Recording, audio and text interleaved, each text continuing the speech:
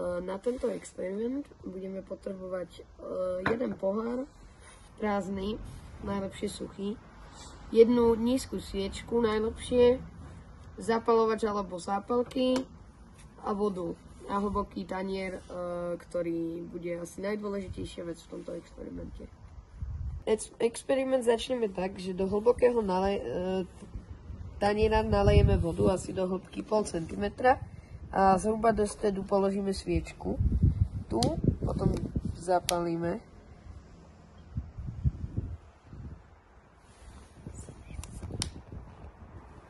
Prečo to nefunguje? Tak. Už horí.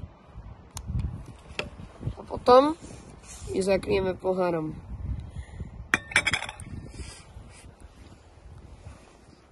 Potom čakáme. A hneď, jak sa sviečka zhasne, začne plávať.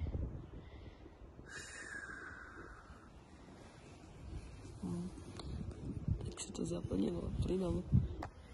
Vysvetlenie tohoto javu je to, že tým, že sme uzavreli sviečku k určitému množstvu vzduchu, ono zohreje tá sviečka, ten vzduch, a vtedy, keď zhasne, lebo tam dojde kyslík, tak sa ten vzduch ochladí a tým pádom vznikne podtlak a zvýši sa hladina vody.